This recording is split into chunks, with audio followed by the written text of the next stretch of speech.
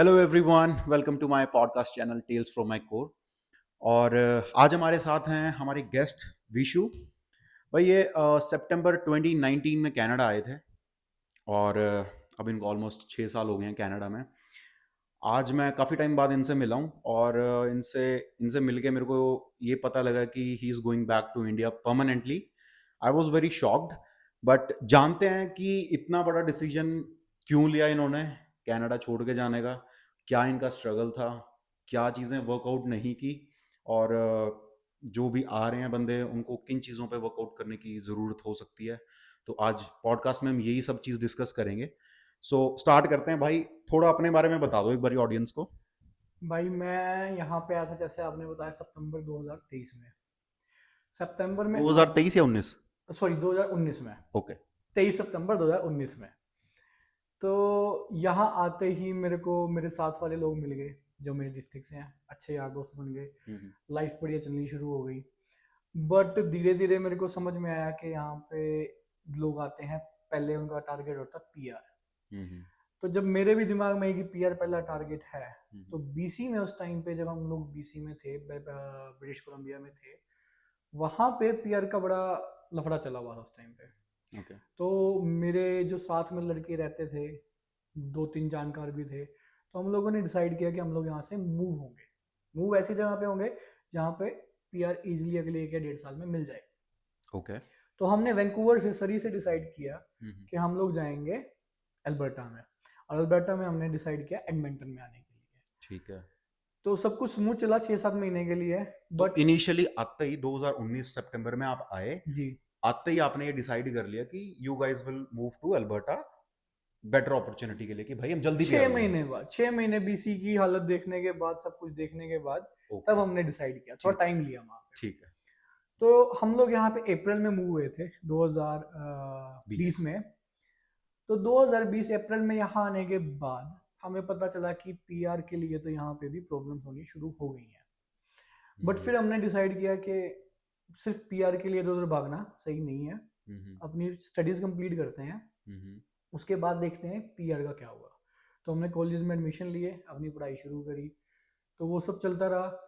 But studies complete हो गई, उसके बाद एलएमआईए ले बट ली। इनिशियली आप इंडिया से स्टूडेंट परमिट हाँ, पे ही आए स्टूडेंट थे, परमिट पे आए थे। पर आपने वहां पे आके डिसाइड किया कि अल्बर्टा मूव करते हैं। तो यहाँ पे आपने कौन सी ईयर में भाई स्टडी कंप्लीट की? मेरी यहाँ पे स्टडीज कंप्लीट किया था 22 में। 2022 में। ओके। हाँ, ठीक 2022 है। में। और 2022 में ही उसके बाद मैंने पीआर के लिए ही एलएमआईए अडॉप्ट कर ली थी। तो आपको ओपन वर्क परमिट नहीं मिला भाई? ओपन वर्क परमिट जा सकता था मैं, लेकिन ओपन वर्क परमिट में वही पीआर नहीं मिल रही थी। तो इसलिए बेटर ऑप्शन था एलएमआईए, ओके। एएनपी। क्योंकि जो ओके। स्टेट प्रो वो पीआर होती है वो इजीली मिल जाती है। प्रोविंशियल नॉमिनी प्रोग्राम प्रोविंशियल, जिसको बोलते बिल्कुल हैं। बिल्कुल बिल्कुल। तो वो इजीली मिल जाती है, इसलिए हमने वो अडॉप्ट किया। ओके। तो लेकिन आज उस चीज़ को भी 3 साल हो चुके हैं। तो स्टडी खत्म करते ही बेसिकली आपने पोस्ट ग्रेजुएट वर्क परमिट नहीं लिया, डायरेक्टली एलएमआई का ऑप्शन जी, आपने चूज किया, जी। जस्ट बिकॉज क्योंकि अल्बर्टा में जो आई थिंक एआईएनपी इनका प्रोग्राम चल रहा एआईएनपी, हाँ। है, right? Alberta immigration nominee programme इसको बोलते हैं हम। सो आई थिंक ये अल्बर्टा के कुछ एरियाज को टारगेट करता है। वैसे तो ऑल ओवरऑल अल्बर्टा में है। ओके। बट इट्स इसमें अ बीच बीच में, नॉमिनेशन हाँ, प्रोग्राम। बीच बीच में प्रोग्राम्स आते रहते हैं, वो स्पेसिफिक किसी किसी एरिया के लिए होते ठीक है। ठीक है। तो उस चीज से भाई आपने मतलब एलएमआई ले ली उसमें फाइल लगाने के हैं। लिए। जी, ओके भाई, that was a like very big decision भाई। पोस्ट ग्रेजुएट वर्क परमिट ना लेके आप एलएमआई पे गए जी। कि इस फील्ड में भाई ऐसा नहीं हो सकता था कि आप पोस्ट ग्रेजुएट वर्क परमिट लेके, that was an open work permit, hmm. आपने ओपन वर्क परमिट छोड़ के क्लोज वर्क परमिट पे आने का डिसीजन क्यों लिया भाई? ये समझ नहीं आया मुझे। वैसे तो अल्बर्टा में ये कहते हैं कि अगर आपकी जो जॉब है वो स्टडी रिलेटेड हो, तो हम्म। आपको 6 महीने में पीआर मिल जाती है। 6 महीने में आप पीआर के लिए एलिजिबल होते हो। ठीक है। बट ये सब कहने को आने की बातें होती हैं। हम्म। पहली बात तो आपकी स्टडी रिलेटेड आपको जॉब मिल जाए, विच इज़ वेरी डिफिकल्ट। हम्म। अगर आपको मिल भी जाए तो उसके बाद हज़ार चीज़ें होती हैं। जैसे कि आपका जो एम्प्लॉयर है वो आपको एक्सपीरियंस लेटर देने के लिए तैयार है या नहीं है। वो ओके। डिपेंड होता है आपकी परफॉर्मेंस के ऊपर। ठीक है। तो उसमें बहुत सारी चीज़ें थी, तो मैंने रिस्क नहीं लिया। मैं रिस्क फ्री चलने की कोशिश कर रहा था कि हम्म। ठीक है, 6 महीने नहीं तो 1 साल बाद पीआर फाइनल है। बट फिर due to Covid and everything वो चीज़ें डिले होती चली गई। जब पीआर लगाने का टाइम आया तो ऐसा हुआ कि मतलब जो ऐसा जिस दिन आपने एलएमआई अप्लाई करी है उसके 3 से 4 महीने आपके एलएमआई आने में लगते हैं। ठीक है।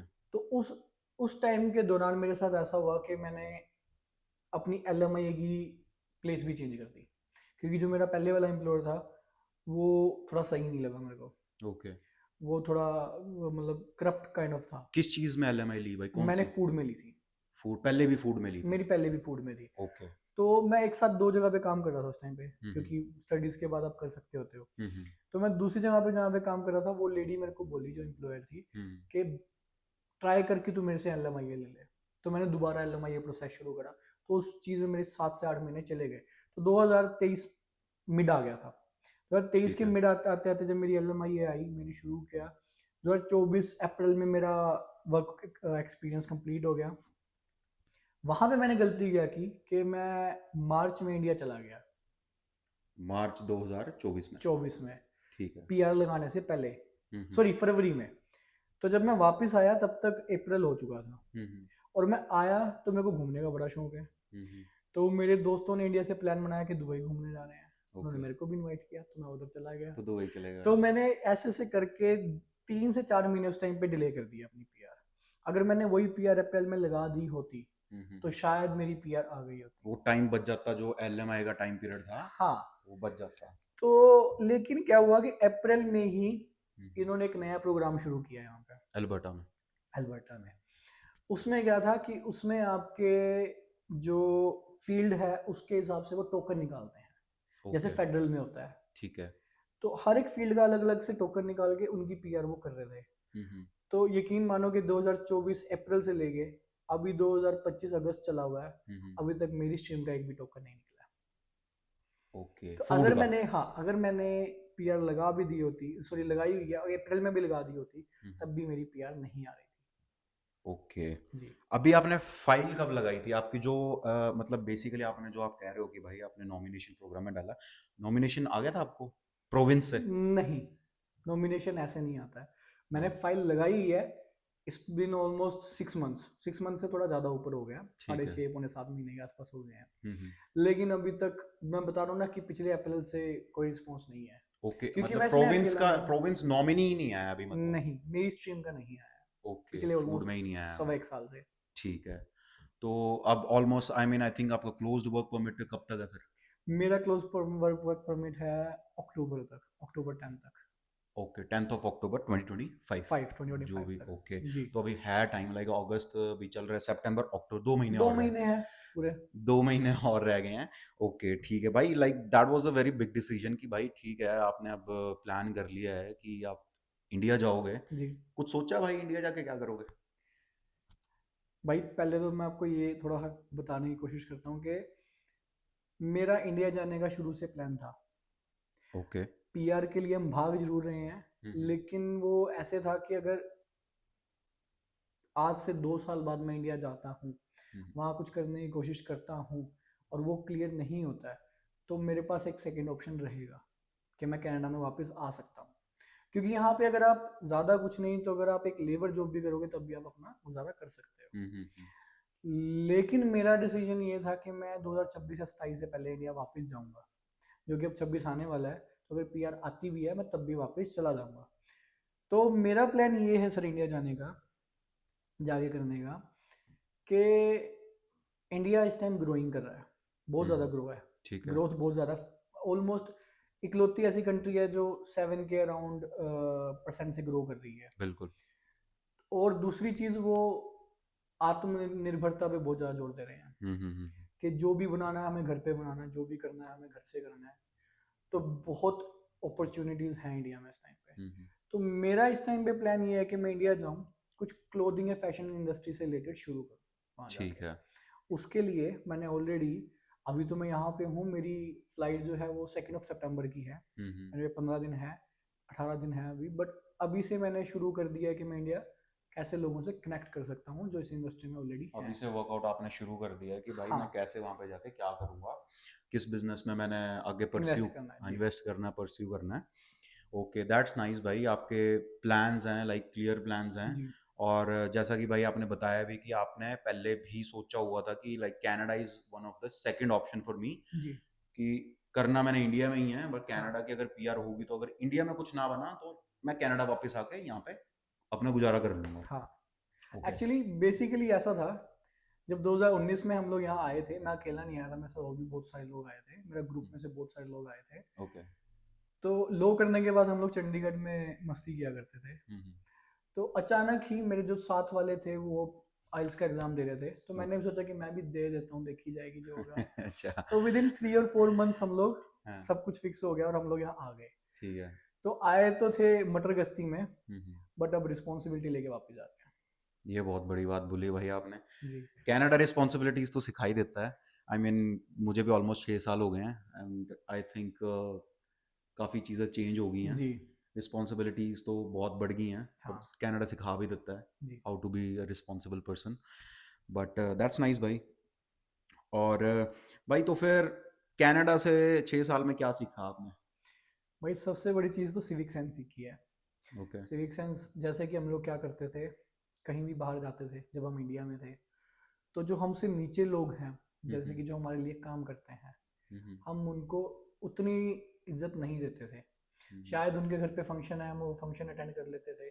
शायद हम उनको कभी, जो हमसे बड़े हैं, ताऊ चाचा कह के बुला लेते थे, हम्म। छोटे को छोटू कह के बुला लेते थे, बट वो इज्जत नहीं देते थे। हम्म। बट जब यहाँ आए हैं, वो काम खुद से किए हैं, चाहे वो कंस्ट्रक्शन का काम हो, चाहे वो रेस्टोरेंट का काम हो, चाहे वो कहीं और काम करने का हो, तो पता चला है कि वो लोग कितनी मेहनत करते हैं। कितनी मेहनत करने के बाद उनको कितनी इज्जत मिलती है। मिलती है। हाँ। दूसरा, अब जब हम वो काम खुद कर रहे हैं हम्म।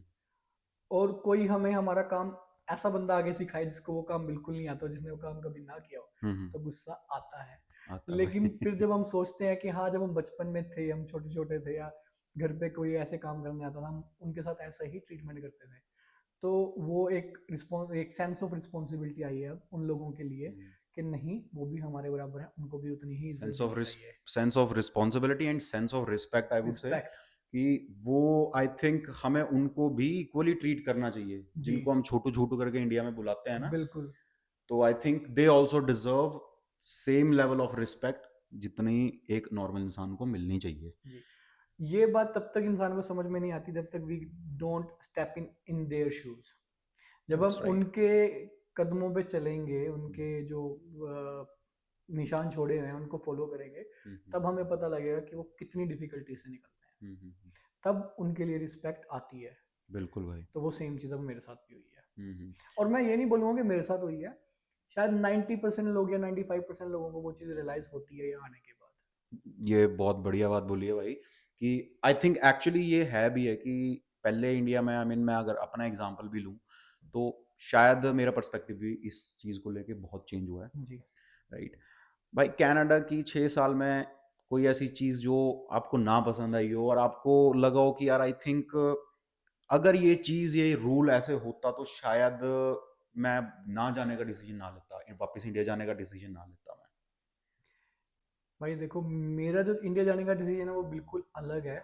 हम्म। बट अगर स्टिल, अगर मेरे को कुछ कनाडा की रूल्स में या कुछ चीज़ें चेंज करनी, कि मैं सोचूं कि हाँ, अगर ऐसा होता तो अच्छा होता, हम्म। तो सबसे बड़ी चीज़, मैं सीधा सीधा बोलूँगा कि जैसे लोग फ्रीडम ऑफ स्पीच में ढोंग करते हैं कई बार, हम्म। कि हिपोक्रेसी दिखाते हैं उसमें, कि कुछ एक सेगमेंट ऑफ लोगों को बात करने की ज़्यादा आज़ादी है और कुछ एक लोगों को नहीं है। तो ओके। ये चीज़ सही नहीं है।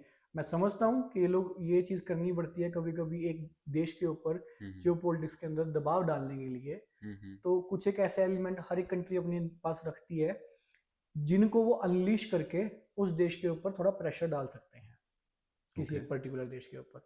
ये चीज़ हर एक देश करता है। हम्म। तो अगर मैं कनाडा की बात करूँ तो मेरे को ये चीज़ पसंद नहीं आई। दूसरा, रूल्स बहुत ज़्यादा है रूल्स तो यार। हैं भाई। रूल्स बहुत ज़्यादा हैं, और आई थिंक यही एक रीज़न है कि कुछ एक इमिग्रेंट्स आई थिंक इस लूप में या फिर आई मीन इस हर्डल में फंस जाते हैं और वहां तक भाई नहीं पहुंच पाते हैं। जी। और कुछ, मुझे मेरे पर्सपेक्टिव से मुझे ये भी लगता है कि कुछ कनाडा में एक इमिग्रेंट के लिए ना डिसीजन मेकिंग बहुत इंपॉर्टेंट है। सही टाइम पे अगर सही डिसीजन नहीं लिया जी। तो भाई आपकी नाव डूब गई है। सही डिसीजन और इंफॉर्मेशन, अगर आपके पास प्रॉपर इंफॉर्मेशन नहीं है हम्म। तो आप कितने भी एक्टिव हो, आप कितने भी एक्टिवली काम कर लो, आप कितना भी हार्ड वर्क कर लो, अगर आपके पास प्रॉपर इंफॉर्मेशन नहीं है राइट तो राइट। आप डूब जाओगे यहाँ पे। बिल्कुल भाई, ये सही बात है। अच्छा, अभी आपने मेरे से एक सवाल पूछा था कि क्या चीज़ चेंज करना चाहूँगा मैं यहाँ पे, हम्म। तो मैं कनाडा के लॉ से या रूल से रिलेटेड मैं नहीं बोलूँगा। मैं अपने जो अपने लोग हैं हम्म उनमें एक कमी है बहुत बड़ी, मैं वो चाहूँगा कि थोड़ा चेंज हो तो हम्म शायद मेरे को या फिर जो मेरे साथ जो लोग आए हुए हैं, जो मेरे नोन भी हैं, जो मेरे फ्रेंड भी हैं, उनके लिए थोड़ी ईज होती। वो है लूटने वाली, कि आपको लालच दिया जाएगा कि हम आपको आपके फ्यूचर में आपकी पीआर के लिए हेल्प करेंगे, हम्म आपके वर्क के लिए हेल्प करेंगे, बट वो सब ढकोसले निकलते हैं। हम्म। ये आपको लालच देते हैं मैन्युपुलेट एम्प्लॉयर्स। किया आपको मैन्युपुलेट किया जाता है, जो आपके यहाँ पे जो अपने देसी एम्प्लॉयज हैं हम्म। उनको ये होता है कि हाँ मैंने एक बिजनेस किया हुआ है, मैं एलएमआई दे सकता हूँ, तो जितना हो सकता है मैं उतना मांग सकता हूँ, क्योंकि अगला इंसान फंसा हुआ है, उसको देना पड़ेगा। उसकी मजबूरी का फायदा उठाया मजबूरी जाता का है। फायदा उठाते हैं, हम्म जो कि मेरे को लगता है कि चेंज होना चाहिए। हम्म चाहे इस पे सरकार कुछ एक्शन ले, हम्म चाहे इस पे हम जो माइग्रेंट्स आते हैं, जो हम लोग स्टूडेंट्स हैं या फिर जिन ये फंसे होते हैं, हम्म ये अपनी एक यूनियन बना के ये करें, हम्म या फिर सोशल मीडिया के थ्रू अवेयरनेस फैलाएं। एम्प्लॉयर्स को ये बात बतानी ज़रूरी है हम्म कि जो आप 30 से 40 हज़ार डॉलर मांगते हो एक पीआर के लिए, हम्म। इसमें एक क्लोज वर्क परमिट होता है जिसमें बंदा बाहर कहीं और काम भी नहीं कर सकता, या उसको थोड़ा चेंज करने की ज़रूरत बिल्कुल, और उसमें भी भाई कोई गारंटी नहीं होती कि आपकी पीआर होएगी है। होएगी। जी, उसमें भी हाँ। ऐसा होता है कि अब जैसे मेरी है, मेरी एलएमआई थी, हम्म मेरी एम्प्लॉयर बहुत नाइस है, मैं हम्म उसके बारे में गलत नहीं बोल सकता, क्योंकि आज तक उसने मेरे को मैनिपुलेट नहीं किया, कभी मैनिपुलेट नहीं किया, कभी भी मेरा मिसयूज़ भी नहीं किया। टाइम पे मेरे को मेरे दैट्स गुड। डॉक्यूमेंट्स प्रोवाइड कराए हैं, एलएमआई का एक रुपया नहीं लिया आज तक उस लेडी ने मेरे से। हम्म तो बट स्टिल मेरी पीआर नहीं आई है, तो ये भी बट काइंड ये ऑफ तो आई किस्मत की मीन भाई बात है। सिस्टम का, देखो सिस्टम का हम सिस्टम बोल का है। सकते हैं कि जी। सिस्टम का फॉल्ट है, सिस्टम स्लो है थोड़ा सा। जी। बट आई मीन मैं ये बोलूंगा कि ठीक है, सारे एम्प्लॉयर्स को भी नहीं हम ये बोल सकते जी कि भाई बिल्कुल। सारे एम्प्लॉयर ऐसे हैं। जी। But most of the employers, हाँ भाई, कुछ देसी एम्प्लॉयर्स हैं वो जी। करते हैं भाई टारगेट अपनी कम्युनिटी को, उनको पता है मजबूरी है जी। इसकी, मजबूरी का फायदा उठाते हैं भाई, पैसा भी लेते हैं उनसे। इसीलिए मैंने आपको एग्जांपल दिया कि मेरी एम्प्लॉयर ने ऐसा नहीं किया। या तो नाइस लोग भी हैं, तो 70% वो हैं जो आपको एक्सप्लॉइट करने की कोशिश करेंगे, 30% ऐसे नाइस लोग भी हैं जो सोचेंगे कि नहीं बच्चा है, हमारा अपने बच्चों की तरह है। तो ऐसे भी एम्प्लॉयर है यहाँ पे जो आपको अपनी राइट। फैमिली बना के रखते हैं। बिल्कुल भाई बिल्कुल, जो सोचते हैं आपके बारे में। जी बिल्कुल। बट मेरी शिकायत फिर भी जाते, यहाँ से कनाडा से मैं छोड़ के जा रहा हूँ, उन एम्प्लॉयर से या रिक्वेस्ट रहेगी या लगा लो कि शिकायत रहेगी कि आपने बहुत बच्चों का एक्सप्लॉयटेशन किया है, बहुत लोग अपनी लाइफ खराब करके यहाँ से जा चुके हैं, क्योंकि बच्चे देते हैं 30-30 हज़ार डॉलर देते हैं, और बिल्कुल। वो देते कैसे हैं, उनके पास यहाँ सेविंग नहीं होती है जब वो स्टूडेंट होते हैं, वो इंडिया से मंगवाते हैं। इंडिया से पेरेंट्स लोन लेते हैं, अपनी ज़मीन बेचते हैं या कुछ भी करते हैं, तो वो बच्चों को पैसे देते हैं। 30 हज़ार डॉलर मतलब कि 16 से 17 लाख रुपया बनता है इंडिया का। बिल्कुल। अगर वही आप 16 से 17 लाख रुपया इंडिया में लगा के कुछ शुरू करो तो आप अच्छा शुरू कुछ कर सकते हो। वही चांसेस ऑफ आपके सक्सेस के इंडिया में है इस टाइम पे, और वही यहाँ पे है। तो उनको एम्प्लॉयर्स को सोचना चाहिए कि अब ये चीज़ कम करें या बंद करें। और आई मीन अब आई थिंक मुझे ऐसा लग रहा है कि जिस हिसाब से यहाँ पे कनाडा में रूल्स चेंज हो रहे हैं ना, तो कनाडा अब मतलब लेबर क्लास को इनविटेशन देने बंद कर रहा है भाई। अब उनको चाहिए हाईली क्वालिफाइड बंदे जी। जिनकी अच्छी क्वालिफिकेशंस जी। हैं। अब आई थिंक इन्होंने 12th के बाद जो आते हैं अपना या सेकेंडरी स्कूल कंप्लीट करके आते हैं, इनको तो वर्क परमिट भी आई थिंक इन्होंने बंद कर दिए हैं। किसी एक स्पेसिफिक फील्ड्स में ही वो उनको वर्क परमिट दे रहे हैं, if they are doing health care course, कोई ऐसा डिप्लोमा वगैरह कर रहे हैं, ये भी इन्होंने आई थिंक बंद कर दी। या फिर इधर दे आर डूइंग पीएचडी और मास्टर लेवल कोर्सेज, उनको post graduate work permit offer कर रहा है अब कनाडा। तो इस बारे में मेरे को इतनी नॉलेज नहीं है भाई, बट हाँ मेरे को जो लास्ट पता लगा था वो ये पता लगा था कि आपको यहाँ पे स्टडीज करने के बाद भी आपको दोबारा आइल्स देना आइल्स पड़ेगा देना पड़ेगा अब, वर्क नया, परमिट के लिए। या नया रूल आया और अब। उसमें भी अगर आप किसी यूनिवर्सिटी से कर रहे हो आप तभी वर्क परमिट ले सकते हो, हम्म और यूनिवर्सिटी से स्टडी करने के बाद आपको एटलीस्ट 7 बैंड चाहिए, हम्म 6.5 और मे बी 7, वो बड़ी प्रॉब्लम हो गई है, तो इसलिए बच्चों का वर्क परमिट अब कम आएगा जो आप कह सकते हो। कम आएगा, और आई मीन उन्हीं का आएगा जो डिजर्विंग होंगे, स्किल होंगे, स्किल होगा जिसके क्योंकि पास। जो लेबर वाली आपने बात बोली है, जो लेबर क्लास है उनको वर्क परमिट कम मिल रहे हैं, इसका हिंट हमें इसलिए भी मिलता है कि अगेन मैं आपको एलएमआईए पे लेके जाऊंगा, जो सरकार ने नए रूल्स बनाए हैं एलएमआई को लेके, वो ये बनाए हैं कि एटलीस्ट $35 आपकी मिनिमम पे होनी चाहिए, तब आपकी ओके। एलएमआई अप्रूव होगी, hmm. Which is impossible for a labour class. वो देसी एम्प्लॉयर्स देते ही नहीं भाई। वो $35 वो किसी क्यों पे भी। देंगे? जी। वो एलएमआई, एक तो उन्होंने एलएमआई दी हुई है, जी। पैसे आपसे ले रहे हैं, वो ऊपर से $35 वो क्यों देंगे? प्लस अगर आप एक कैशियर को $35 दोगे तो सरकार भी आपसे कुछ नहीं करेगी कि भाई डजंट मेक पैंतीस अ सेंस डॉलर भाई, doesn't cashier make a sense. $35 लेगा तो वो हाँ, बात ही नहीं बनती तो उसमें। वो सिर्फ स्किल लेबर के लिए है। अब बेसिकली हम्म। इन्होंने उस तरीके से अपने मोल्ड कर रहे हैं ये लोग हम्म। कि सिर्फ यहाँ पे स्किल लोग रहें, हम्म। बाकी जनता यहाँ से तितर बितर हो जाए, मूव आउट हो इनको जाए नहीं भाई, चाहिए जी। बिल्कुल सही बात है। मेरे को एक चीज याद आई थी, आपका काफी टाइम पहले आपका मतलब आई मीन एक्सीडेंट हो गया था गाड़ी का। जी भाई। वो इंसिडेंट आप बताना चाहोगे, मतलब वो कैसे हुआ था? और मतलब आई मीन मैंने सुना था कि भाई आई मीन कि आप अभी तक उस चीज को पे ऑफ कर रहे हो। जी जी जी। वो क्या इंसिडेंट था भाई, बताना तो चाहोगे एक बार? उसमें ऐसा हुआ था भाई कि मैंने आपको बताया कि मैं आया था इनिशियल स्टेज पे वैंकूवर। ठीक है। तो वैंकूवर मैंने 6 महीने निकाले, उसके बाद मैं अपने यार दोस्तों के साथ यहाँ एडमिंटन मूव हो गया था। हम्म।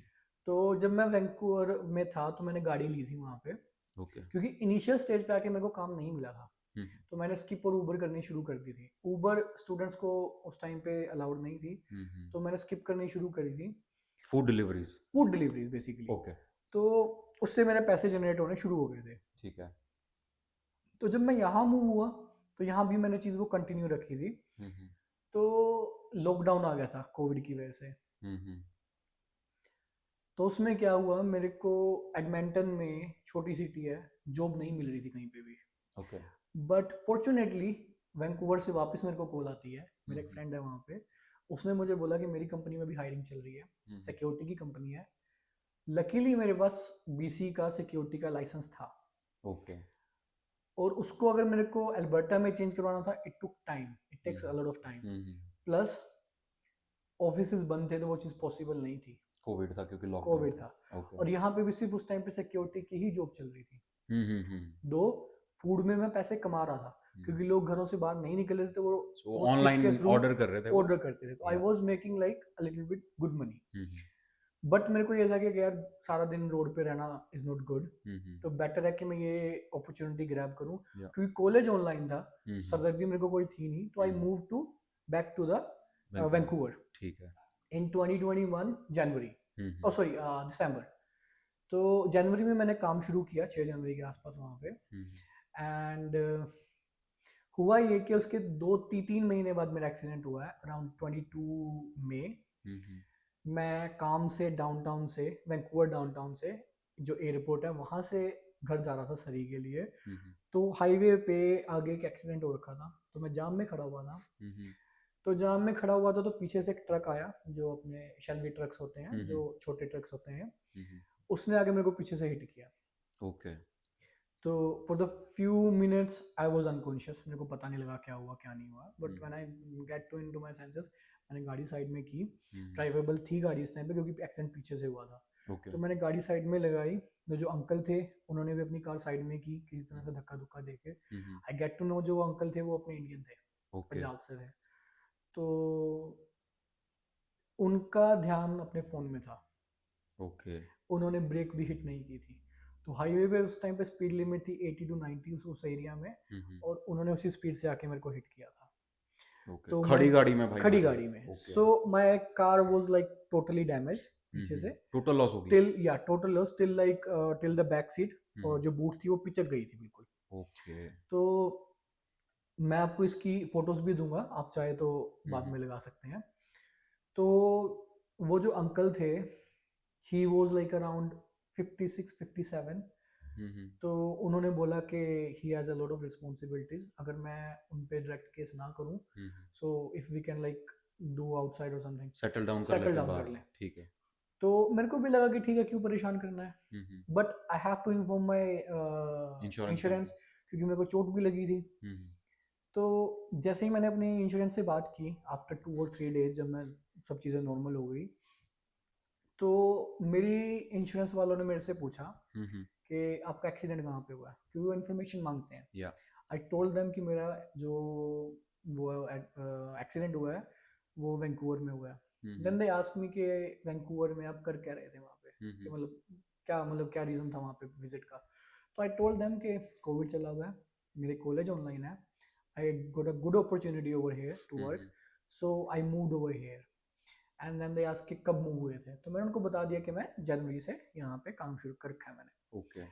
Then after like discussing everything, they told me a specific rule जिसके बारे में मुझे इन्फॉर्मेशन नहीं थी, एंड आई एम श्योर कि 60 to 70% जो हमारे देसी ड्राइवर्स हैं उनको इस चीज़ के बारे में नहीं पता होगा।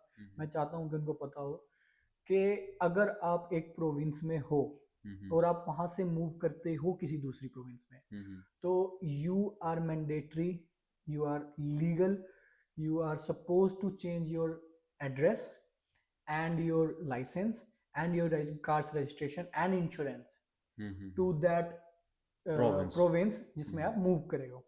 तो मैंने नहीं की थी, मेरे को इन्फॉर्मेशन नहीं थी। ओके, क्योंकि आप अल्बर्टा से अल्बर्टा में आ गए थे तो अल्बर्टा की लाइसेंस प्लेट थी आपके जी पास। जी। वहां गए और उसके बाद आपने चेंज नहीं कराई, वो अल्बर्टा नहीं वाले ही कराई लाइसेंस प्लेट से अल्बर्टा वाला, क्योंकि मेरे दिमाग में ये था कि eventually I have to come back to Alberta, क्योंकि मेरी कॉलेज मेरा सब कुछ यहीं पे है, सो पीआर भी मैंने यहीं से लेनी है, so I have to come back. तो मैंने वो चेंज नहीं कराया, मैंने कहा 6-7 महीने यहाँ पे काम करूंगा वैंकूवर में, थोड़ा पैसा कमाऊंगा हाँ और वो मैं बैक वापस आ कि मेरी फीस निकल जाए, क्योंकि जब आप स्टूडेंट होते हैं आपका मेन फोकस आपकी फीस निकालना होता है उस टाइम पे। तो मेरी इंश्योरेंस कंपनी ने मेरे को बोला कि आप एलिजिबल नहीं हो इंश्योरेंस के कि हम आपको क्लेम दें, क्योंकि आपकी जो 90 डेज की जो लिमिट होती है वो क्रॉस हो चुकी है, वो एक्सीड हो गया। वो एक्सीड हो गई है, सो इसलिए हम आपको क्लेम नहीं देंगे। तो उसके बाद मेरे पास ऑप्शन था कि मैं अंकल को उसको कोर्ट में लेके जाऊं, उनका अभी भी मेरे पास लाइसेंस वगैरह की फोटो सब कुछ है, उनका एड्रेस है।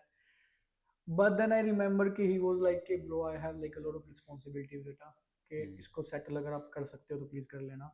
तो आई थॉट कि लेट इट गो, तो मैंने नहीं किया। मेरे को लगा अभी मैं यंग हूँ, मैं 2-3 साल में अपनी गाड़ी का लोन उतार दूंगा, मेरी लाइबिलिटी है, मेरी रिस्पॉन्सिबिलिटी है, मेरी गाड़ी है, so I can take care of it. तो गाड़ी टोटल लॉस होगी बेसिकली, और भाई खड़ी गाड़ी का इंश्योरेंस अभी भी पे कर रहे हो, इसका मतलब आप? इंश्योरेंस तो मैंने उसके बाद पे नहीं किया क्योंकि कोई मतलब नहीं बनता था, बट हाँ उसका लोन अभी भी चला हुआ है, तो उसका लोन मैं पे कर रहा था। ओके, गाड़ी का अभी लोन भी चल रहा था। जी हाँ, अभी मैं 1 महीना रह गया मेरे जाने का, बट मैं अभी भी उसका लोन पे कर रहा था। लेकिन खड़ी मैं गाड़ी का, वो टूटी गाड़ी का भाई? जी हाँ, मैं चला नहीं रहा हूँ उस गाड़ी को। कितने साल हो गए? मैं दो, आई थिंक 3 साल हो गए हैं 3 साल हो गए मतलब एक्सीडेंट को जी। Total loss. वो अब गाड़ी कहाँ पे खड़ी है भाई? गाड़ी अभी भी वैंकूवर में खड़ी है केयार्ड में। जब मेरा एक्सीडेंट हुआ तो मैंने उसे टो करके, जहाँ पे मैं उस टाइम पे रहता था घर में, आंटी का घर था वहाँ पे, वो एक लेडी थी अपनी देसी, उनके घर पे खड़ी की। लेकिन I don't know what got into her mind, she was like कि तू यहाँ नहीं खड़ी कर सकता है, अगर खड़ी करनी है यू हैव टू पे मी पार्किंग। मैंने उनको पार्किंग पे करनी शुरू करी $100 से, and it eventually went up to 160 per month, 1 साल के अंदर। हाँ ओके। तो मैं उनको लगभग 2 साल तक, 1.5 से 2 साल तक मैं उनको $150 पे करता रहा हूँ पार्किंग का, और पार्किंग प्लस का, वो जो गाड़ी की जो ईएमआईज थी लोन वो का, भी, हाँ plus lone. like 450 something with the loan, so I was paying like almost $600 for car every bro, month, just खड़ी गाड़ी का, just to keep my credit score into check कि मेरे को कोई डिफॉल्ट ना पड़े। आपकी भी लाइक वहां पे थिंकिंग ठीक थी कि यार मुझे अपना क्रेडिट स्कोर खराब नहीं करना है, so like I have to pay for my car, कि अगर मैं लोन नहीं पे करूंगा तो भाई ऑब्वियसली बैंक क्रेडिट हिट करेगा मेरा। क्रेडिट हिस्ट्री खराब कनाडा में तो भाई सब खराब, फिर तुम्हें ना तो घर ले सकते हो आप, ना आप गाड़ी ले सकते हो, कुछ नहीं कर सकते आप। सो भाई यहाँ से हमें एक बहुत बड़ी चीज सीखने को मिलती है, like whoever is watching this video, तो भाई if you are moving from one province to another province, so make sure कि यार like you guys get an time of like 90 days, तो 90 days के अंदर if you are planning to stay in that province permanently, भाई licence plate अपनी change करवा लो। नहीं तो भाई भाई को 3 साल हो गए हैं, टूटी गाड़ी का लोन भी पे कर रहे हैं और पार्किंग भी पे कर रहे हैं। तो लाइफ ऊपर नीचे चली है, but it was a fun ride in Canada. But अब देखते हैं इंडिया जाके क्या होता है भाई। इंडिया जाके सब बढ़िया ही होगा भाई, मैं यही बोलना चाहूंगा कि भाई you are going back to India, stay confident, stay focused, और दिल छोटा करके नहीं जाना भाई। जी जी भाई। बहुत लोग होते हैं दिल छोटा करके कनाडा से वापस जाते हैं इंडिया। आई मीन ठीक है, सबके ड्रीम्स हैं अपने, बट एट लास्ट मैं यही बोलना चाहूंगा कि भाई बी कॉन्फिडेंट, बी योरसेल्फ।